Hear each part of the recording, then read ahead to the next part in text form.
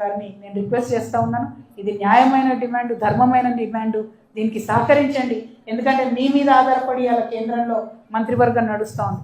చంద్రబాబు నాయుడు గారు పెద్దలు అనుకుంటే ఒక్క నిమిషంలో మోడీ గారితో మాట్లాడి ఆర్డినెన్స్ ఇచ్చి ఈ వాళ్ళని మళ్ళీ తిరిగి తెలంగాణలో కలపవచ్చు. కాబట్టి వారిని రిక్వెస్ట్ చేస్తూ ఉన్నాను, ఖచ్చితంగా మీరు ఈ 5 గ్రామాలను తెలంగాణలో కలపడం కోసం సహకారం అందించాలి. అదేవిధంగా ఈ మున్పు గ్రామాల పర్యటన దీనికి సంబంధించిన తర్వాత ఇక్కడ నుండి అశ్వరావుపేటలో పెద్దవాగు ప్రాజెక్ట్కి వెళ్తూ ఉన్నాం మేము. ఆ పెద్దవాగు ప్రాజెక్ట్ కూడా మనకు 3,000 ఎకరాలు తెలంగాణలో బారుతుంది, 13,000 ఎకరాలు ఆంధ్రాలో బారుతుంది.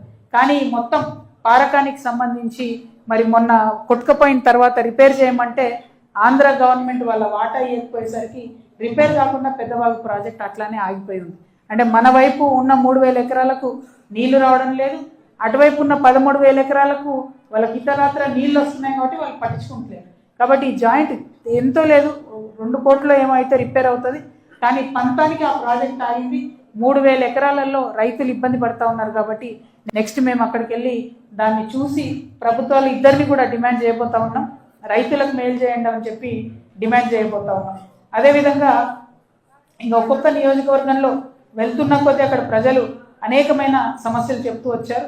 పర్టికులర్లీ పినపాకలో ఒక పర్మనెంట్ పాలిటెక్నిక్ కాలేజ్ లేకుండా ఇబ్బంది పడుతూ ఉన్నారు. కాబట్టి సొంత భవనం నిర్మాణం చేసేయాలని కోరుతున్నారు. మనుగురు పట్టణంలో ప్రయాణికుల రద్దీ ఎక్కువైంది కాబట్టి మంచి కొత్త బస్టాండ్ కావాలని అడుగుతున్నారు. అట్లానే భద్రాచలంలో మరి ప్రసాద్ స్కీమ్ కింద ఒక 2,000 కోట్ల రూపాయలు పర్ణశాలను అభివృద్ధి చేయడానికి ఇచ్చినారు. కానీ రాములవారి టెంపుల్ అభివృద్ధికి మాత్రం 1 రూపాయి కూడా ఇవ్వలేదు. ప్రసాద్ స్కీమ్ కింద కనీసం ఒక 300 కోట్లన్నా ఇవ్వాలని చెప్పి నేను డిమాండ్ చేస్తున్నాను. మరి రేవంత్ రెడ్డి గారు ఇక్కడికి వచ్చి మాట ఇచ్చిపోయి నేను 350 కోట్లు ఇస్తా గుడికి అని చెప్పి ఆ మాట కూడా ఆయన తప్పిండు. ఎట్లయితే ఆడబిడ్డలకు 2,500 ఇస్తా అని మాట తప్పిండో, ఎట్లయితే వృద్ధులకి పెన్షన్ పెంచుతా అని చెప్పి పెంచకుండా మాట తప్పిండో, ఎట్లయితే యువమిత్రులకు 2 లక్షల జాబులు ఇస్తా సంవత్సరానికి అని చెప్పి ఇవ్వకుండా మాట తప్పిండో, ఎట్లయితే అన్ని 6 గ్యారెంటీల మీద మాట తప్పిండో, రాముల వారికి ఇచ్చిన మాటను కూడా తప్పుతూ రేవంత్ రెడ్డి గారు మరి ఇస్తాన డబ్బులు ఇవ్వలేదు. కాబట్టి భద్రాచలం రాముల వారి కోసం ఆ డబ్బులు రిలీజ్ చేయవలసిందిగా నేను ప్రభుత్వాన్ని డిమాండ్ చేస్తా ఉన్నాను.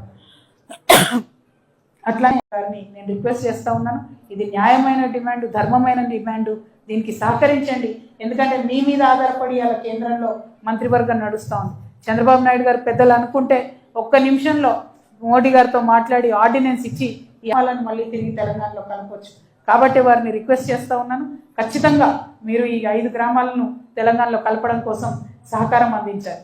అదేవిధంగా ఈ మున్పు గ్రామాల పర్యటన దీనికి సంబంధించిన తర్వాత ఇక్కడ నుండి అశ్వరావుపేటలో పెద్దవాగు ప్రాజెక్ట్కి వెళ్తూ ఉన్నాం మేము. ఆ పెద్దవాగు ప్రాజెక్ట్ కూడా మనకు 3,000 ఎకరాలు తెలంగాణలో బారుతుంది, 13,000 ఎకరాలు ఆంధ్రాలో బారుతుంది.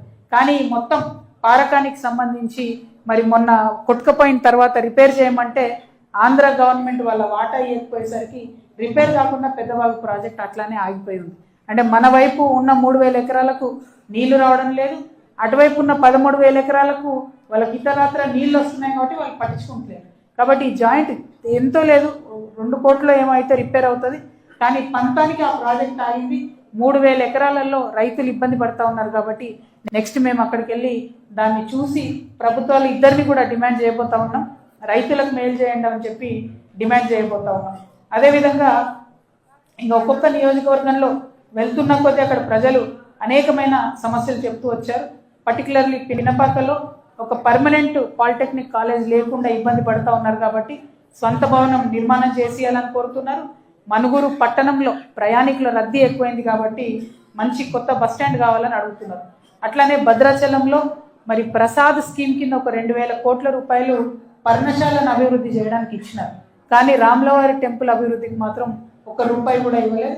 ప్రసాద్ స్కీమ్ కింద కనీసం ఒక 300 కోట్లన్నా ఇవ్వాలని చెప్పి నేను డిమాండ్ చేస్తున్నాను. మరి రేవంత్ రెడ్డి గారు ఇక్కడికి వచ్చి మాట ఇచ్చిపోయి నేను 350 కోట్లు ఇస్తా గుడికి అని చెప్పి ఆ మాట కూడా ఆయన తప్పిండు.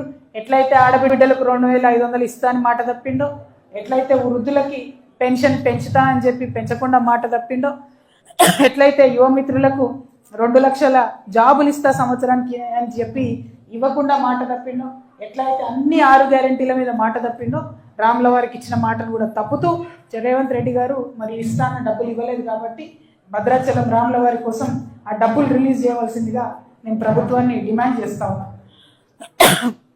అట్లానే